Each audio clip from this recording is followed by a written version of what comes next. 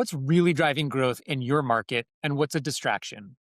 The Iron Paper team runs marketing experiments, unpacks the results, and delivers clear, data backed insights to help you make smarter decisions. This is Iron Paper Investigates. Most B2B websites have a problem that nobody really wants to name out loud: plenty of traffic, but low qualified leads. The marketing dashboards look fine, but the sales pipeline doesn't.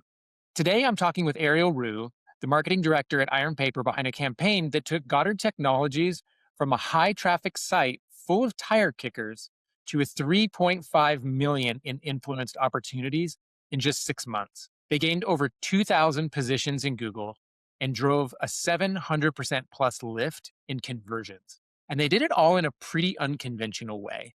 We're going to talk about how they did it and the honest prerequisite most companies don't want to hear. So let's get into it. Ariel, thanks so much for being here. Glad to have you on the show. Why don't you tell us a little bit about Goddard, why they came to Iron Paper, and a little bit of how you worked with them over the years? So, Goddard Technologies is a product development firm. They develop everything from consumer related products and medical devices, which is one of their specialties.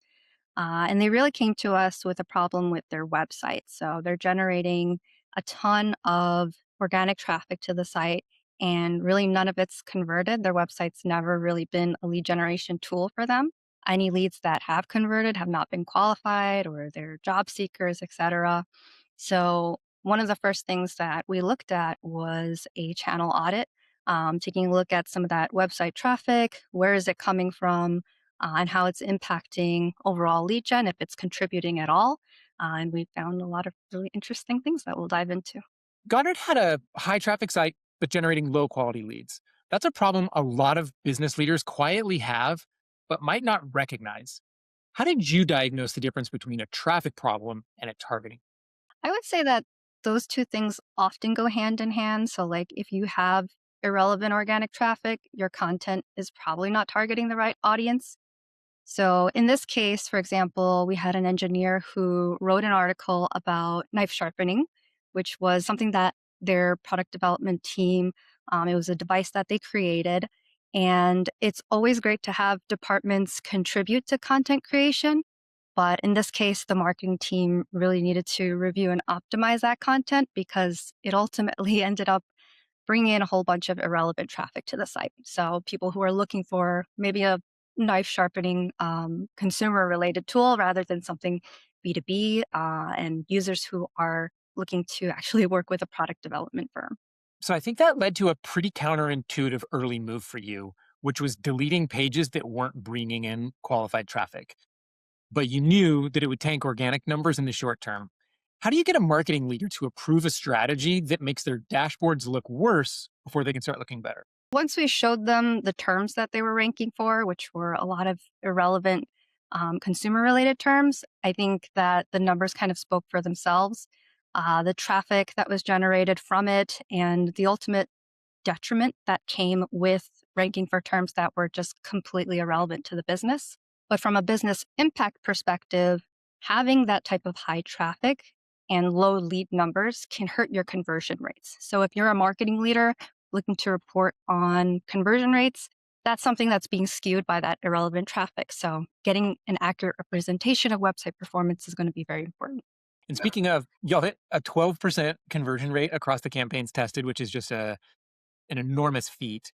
What would you say to marketing or business leaders watching who are stuck in that 1% to 2% range? What's the biggest lever that they're probably not pulling today? From my perspective, audience targeting and buyer specific messaging is key. Many marketing and sales teams have made the mistake of casting too wide of a net. They're trying to talk to as many people as possible, which ultimately can lead to a lot of wasted spend.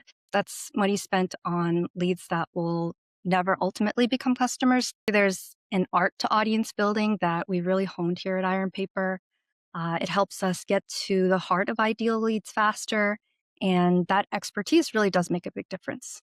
If a business leader is watching this today, they feel like their website's pulling traffic, but they're not getting the quality of leads they want. And they think, I want what Goddard got. What's the first thing you think that they should audit on their site this week? Where could they give attention right now? Number one, doing a channel audit. So taking a look at all your traffic, where it's coming from, whether it's organic, paid, social, referrals, and digging into each one of those and seeing, are we generating qualified leads from those channels?